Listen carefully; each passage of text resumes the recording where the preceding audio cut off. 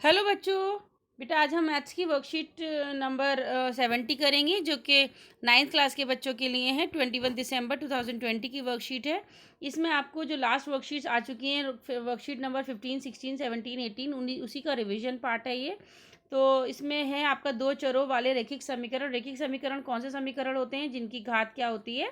एक। घात मतलब उसकी पावर एक होती है। दो चर मतलब जैसे कि x plus Y equal to मैंने 2 लिख लिया, तो ये क्या हो गए आपके दो चर हो गए और इसकी घात क्या हो गई? 1 हो गई। ठीक। तो ये क्वेश्चंस दे रखे हैं उसी से रिलेटेड, दो चरों वाले रैखिक समीकरण से ही रिलेटेड ये पूरे क्वेश्चंस हैं। 10 क्वेश्चंस आए हैं ये। इसमें सभी क्वेश्चंस को आपको सॉल्व करना है। इसके अंदर आपके 5 क्वेश्चन तो MCQs हैं, बाकी चार क्वेश्चंस आपको सॉल्व करने हैं। तो इनको मैंने सॉल्व किया है, इनको आपको मैं दिखाती हूँ सॉल्यूशन इनका। तो ये बेटा क्वेश्चन नंबर 1 है इसका। निम्नलिखित में से कौन रैखिक समीकरण नहीं है? ये चार इक्वेशंस दे रखी हैं, इसमें से आपको बताना है कौन सा रैखिक समीकरण नहीं है। तो रैखिक समीकरण कौन से नहीं है? तो इसमें तो ये तो फर्स्ट इक्वेशन को तो हमें देख के ही पता चल रहा है कि ये रैखिक समीकरण है, क्योंकि इधर भी घात 1 है, इधर भी घात 1 है इसकी। लेकिन फिर भी हम इसको सॉल्व करेंगे। 3x plus 3 equal to 5x plus 2 लिखा है। तो 3 प्लस का 2 इधर आया, माइनस का 2, 5x प्लस माइनस का प्लस का 3 जब इधर आएगा तो माइनस का 3। तो 2x इज इक्वल्स टू 1। तो x की घात क्या आ गई यहाँ पर? 1। ठीक है, तो ये रैखिक समीकरण है। सेकेंड इक्वेशन में देखिए, यहाँ पर इसकी घात जो दिख रही है आपको 2 दिख रही है, ठीक है ना। तो ये तो रैखिक समीकरण नहीं है, देखते ही पता चल रहा है इसको। तो जिसकी दो घात होती है उसको द्विघात समीकरण कहते हैं। ठीक है, तो ये इक्वेशन आपकी नहीं है, रैखिक समीकरण नहीं है। थर्ड वाले को देखिए, यहाँ पे लिखा है 7/3x minus 5 equal to 4x minus 3। तो हम इसको भी देखते ही पता चल रहा है, यहाँ पे भी घात 1 है, यहाँ घात 1 है। ठीक है, ये भी रैखिक समीकरण है। फोर्थ ऑप्शन जो है आपका x प्लस 2 का whole square is equals to x square minus 8। इसको थोड़ा हम ओपन करके देखते हैं, क्योंकि यहाँ पे x है और इसका यहाँ पे स्क्वायर है। तो देखिए a का स्क्वायर प्लस b का स्क्वायर प्लस 2ab।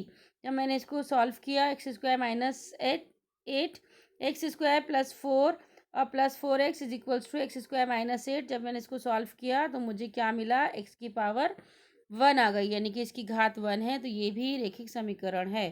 तो मेरा option B is the right answer. ठीक है, अब सेकंड क्वेश्चन देखिए। सेकंड क्वेश्चन में आपसे कहा जा रहा है कि दो चर वाले रैखिक समीकरण के अधिकतम हल हैं।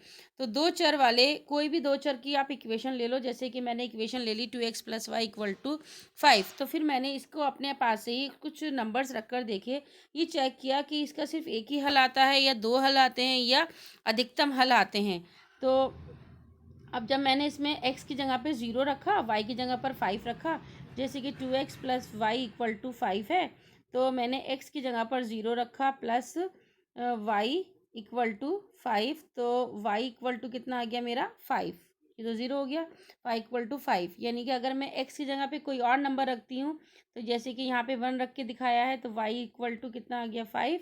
2 1 ज़ा 2 प्लस 5 इक्वल टू 5। तो y इक्वल टू कितना आ गया? 5 प्लस माइनस 2। तो y इज इक्वल्स टू कितना आ गया आपका? 3। तो यानी कि 1 रखा तो 3 आया, 0 रखा तो 5 आया। अगर मैं कुछ और भी रखूँगी तब भी कुछ ना कुछ y की वैल्यू आएगी। इट मीन्स कि इसमें ना ही एक हल, ये फर्स्ट ऑप्शन भी गलत हो गया, सेकेंड ऑप्शन भी गलत हो गया, third option is the right answer. Infinite solution, यानी कि अपरिमित रूप से अनेक हल हैं। ठीक है, तो अब नेक्स्ट क्वेश्चन देखते हैं। नेक्स्ट क्वेश्चन है आपका x is equals to 3 represents the equation of x is equals to 0 का आलेख एक रेखा है। ये कह रहे हैं कि x इज इक्वल टू 0 जो है एक आलेख एक रेखा है जो है x एक्सिस वाई एक्सिस, यानी कि x इज इक्वल टू 0 की बात अगर हम देखते हैं, इसका ये हमारा x एक्सिस है, ये हमारा y एक्सिस है। यानी कि x इज इक्वल टू 0 पर y की वैल्यू y एक्सिस पर हर जगह x की वैल्यू क्या हो जाएगी? 0। यहाँ पर भी y की वैल्यू 0 है। यहाँ कोई भी मैं पॉइंट लेती हूँ y एक्सिस पर, तो x हर जगह मेरा 0 है। ठीक है, तो मेरा आंसर क्या हो जाएगा इसका? बी वाला ऑप्शन मेरा y अक्ष, यानी कि ये राइट आंसर हो जाएगा। ओके, क्वेश्चन नंबर 4 देखिए। ये आपको एक समीकरण दे रखा है, इसका हल बताना है। ये चार ऑप्शन दे रखे हैं, क्या ये इसके हल हैं या नहीं है। या सारे हैं, या कोई कौन सा है। तो हमने पहला हल लिया इसका 0 - 3। जब मैंने इस इक्वेशन में 0 - 3 पुट किया, एक्स की जगह भी ये जो पहला लिखा रहता है ब्रैकेट के अंदर, ये मेरा एक्स की वैल्यू होती है, ये वाई की वैल्यू होती है।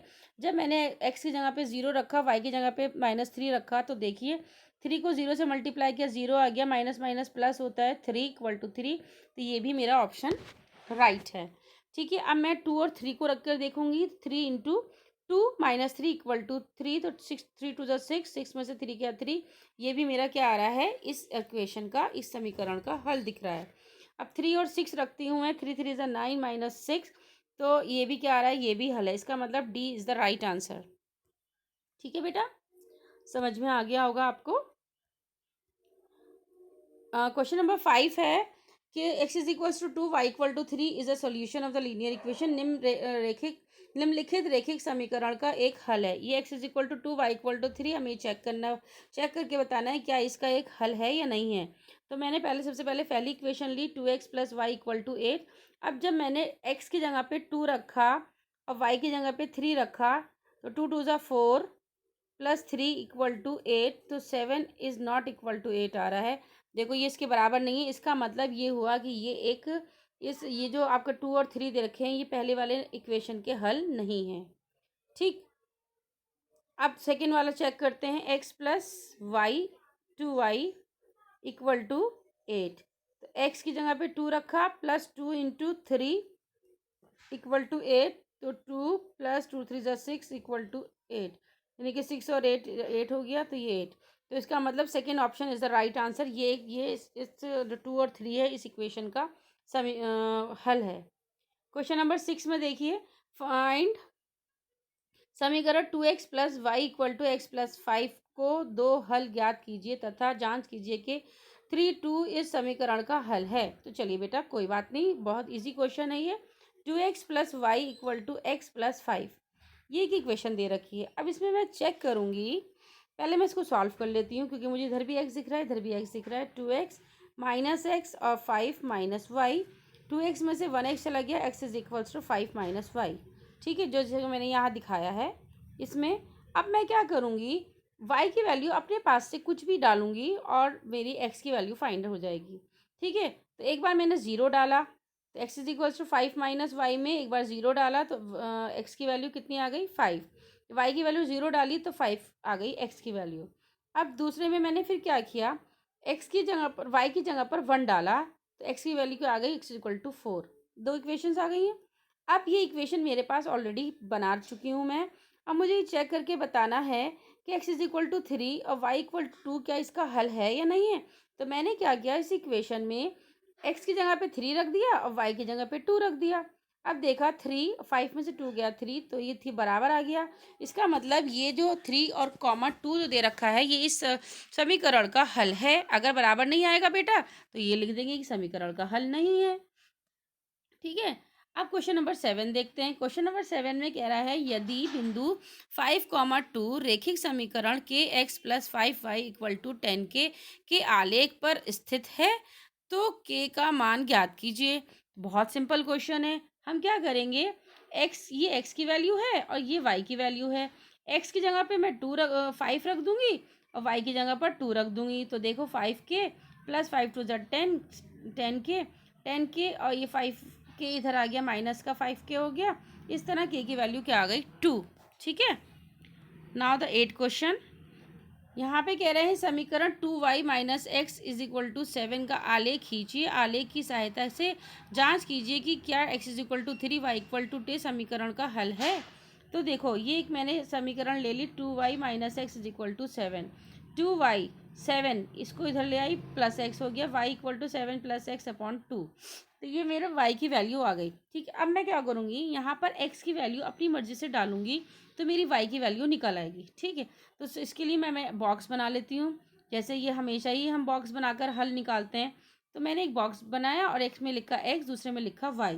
अब मैं अपने पास से यहाँ पर x की वैल्यू ऐसी वैल्यू डालूंगी कि अगर वो 7 के साथ ऐड हो जाए और 2 से पूरा पूरा डिवाइड हो जाए, तो मेरे लिए बहुत ईजी हो जाएगा। तो मैंने यहाँ पर रख कर देखा, x की जगह पर 1 रखा। 1 + 7 कितने होते हैं, 8। 8 को 2 से मैंने भाग करा, तो कितना आ गया, 4। तो यह 4 इज द राइट आंसर। इसी तरह से मैंने ऐसा नंबर चूज़ करूँगी जो 7 के साथ ऐड हो जाए और ऐड होने के बाद 2 से डिवाइड हो जाए। तो मैंने यहाँ पे 3 लिया। जब x की जगह मैंने 3 रखा तो 7 + 3 कितना होता है 10, 10 को 2 से डिवाइड करा तो 5 आ गया। इसी तरह से मैंने फिर 5 रखा, 7 + 5 12 होता है, 12 को 2 से भाग करा तो 6 आ गया। ठीक है, अब चलिए अब ग्राफ बनाते हैं। जब मैंने ग्राफ बनाया तो ग्राफ तो सब बच्चों को पता है, आप पहले भी आप छोटी क्लासेस में पढ़ चुके हो। ये आपकी एक्स एक्सिस होती है, ये आपकी वाई एक्सिस होती है। ठीक है, यहाँ पे मैंने नंबरिंग कर ली, इक्वल डिवीजन करते हैं स्केल से मेजर करके नंबर डालेंगे। इधर 1 2 3 इधर पॉजिटिव नंबर्स होते हैं, इधर नेगेटिव नंबर्स होते हैं। ठीक है, मैंने ऊपर भी पॉजिटिव होते हैं, नीचे भी नेगेटिव्स होते हैं, नीचे नेगेटिव नंबर होते हैं। इस तरह मैंने ग्राफ बना लिया ये। अब मैं यहाँ देखूंगी एक्स एक्सिस पर 1, मैं एक्स एक्सिस 1, 1 के सामने वाई क्या है, वाई ये वाई एक्सिस है, वाई पर 4 यानी कि 1 और 4 के सामने ये लगा दूंगी। यहाँ 3 और 5 के सामने एक्स एक्सिस का 3 और वाई एक्सिस का 5 ये मैंने लगा दिया। अब एक्स एक्सिस पे 5 और वाई एक्सिस पे 6 ये लगा दिया। फिर इन सबको ज्वाइन कर दिया। अब हम क्वेश्चन आपसे पूछा जा रहा है, क्वेश्चन क्या पूछा जा रहा है, एक और आगे क्वेश्चन है, ये तो ग्राफ बन गया। एक और क्वेश्चन है कि x = 3 y = 2 क्या समीकरण का हल है। तो अब देखिए x = 3, अब 3 ये है 3 और y क्या है 2 यहाँ पर। तो क्या ये तो इस ग्राफ से तो बहुत दूर है ये वाला पॉइंट, तो क्या ये हल है। तो हम ये लिखेंगे x = 3 y = 2 समीकरण का हल नहीं है। ओके, चलिए तो नेक्स्ट क्वेश्चन देखते हैं। नेक्स्ट क्वेश्चन बहुत अच्छा है, बहुत ही सिंपल है, इजी है। इसमें आपको क्या करना है, निम्नलिखित समीकरणों को हल कीजिए, इनको हल करना है। 7x - 9 = 16, तो 7x 16 और माइनस का 9 इधर आ गया, प्लस का 9 हो गया, प्लस कर दिया, x की वैल्यू कितनी आ गई 25/7। इसी तरह से y/2 + 5/2 = 3/2 है, y + 5/2 3/2, 2 से 2 कैंसिल हो गया, y = 3 - 5, तो y = कितना आ गया -2। चलिए तो लास्ट क्वेश्चन देख लेते हैं। लास्ट क्वेश्चन है आपका लास्ट क्वेश्चन है आपका कि सारिका बाल दिवस के अवसर पर चॉकलेट बांटती है, वह प्रत्येक बच्चे को 5 चॉकलेट देती है। सारिका एक गर्ल है, लड़की है, वो बाल दिवस पे क्या करती है, बच्चों को चॉकलेट बांटती है और छोटे जो बच्चे हैं उनको हर एक बच्चे को 5 चॉकलेट देती है तथा वयस्कों को कुल 20 चॉकलेट देती है, यानी कि जो अडल्ट्स हैं, जो बड़े हैं। अब बड़े हर एक नहीं कहा गया, इस क्वेश्चन में ध्यान देने वाली बात यह है कि अब हर एक बच्चे को तो 5 चॉकलेट दे रही है, लेकिन जो बड़े लोग हैं उनकी कुल बता दिया उसने कि 20 बांटे हैं। ये नहीं बताया कि कितने बड़ों को कितनी चॉकलेट्स दी, उसने कह दिया जितने भी बड़े थे उनको 20 चॉकलेट्स दी हैं। ठीक, यदि बच्चों की संख्या x है, बच्चों की संख्या क्या है x है, कुल बांटी गई चॉकलेट की संख्या y है, तो कुल जो बांटी गई है वो y है। ठीक है, तो उसको हमें समीकरण बनाना है। पहले तो क्वेश्चन है, फर्स्ट क्वेश्चन है, इसे 2 चरों वाले रैखिक समीकरण द्वारा दर्शाइए। तो हमने मान लिया कि x क्या है, जो बच्चे हैं वो x बच्चे हैं, y क्या है जो टोटल डिस्ट्रीब्यूट की गई हैं चॉकलेट्स वो हैं। ठीक है, तो इसका मतलब देखिए बच्चे क्या थे x, और हर एक बच्चे को कितनी चॉकलेट दी उसने 5, तो क्या हो गया 5x, प्लस बड़ों को कितनी चॉकलेट दी उसने 20, तो 5x + 20 हो गया, और जो टोटल चॉकलेट्स बांटी गई हैं वो कितनी हैं y, तो 5x + 20 = y, ये इसका आंसर हो गया। अगला क्वेश्चन कहा जा रहा है यदि उसने कुल 145 चॉकलेट्स बांटी, यानी कि y ये वाला नंबर दे दिया उन्होंने कि अगर बांटी तो प्रत्येक बच्चे को कितनी संख्या ज्ञात कीजिए, बांटी तो बच्चों की संख्या ज्ञात कीजिए। तो हमने क्या किया, ये हमारे पास इक्वेशन थी 5x + 20 = हम क्या रख देंगे 145, क्योंकि टोटल हमारे पास बता दिया गया है। तो 5x = 145 - 20, और फिर 5x = कितना हो गया 125, और x = कितना आ गया 25। तो यानी कि बच्चे कितने थे, बच्चों की संख्या कितनी थी 25। तो बच्चों आपको अच्छे से वर्कशीट समझ में आ गई होगी, आई होप। तो प्लीज़ आपको मेरी वीडियो अच्छी लगी तो प्लीज़ उसको लाइक ज़रूर करना और शेयर करना। अगर मेरे चैनल पे आप नए हैं, अभी तक आपने मेरे चैनल सब्सक्राइब नहीं किया है, तो प्लीज़ बेटा सब्सक्राइब कर लीजिएगा। थैंक यू बेटा, बाय बाय।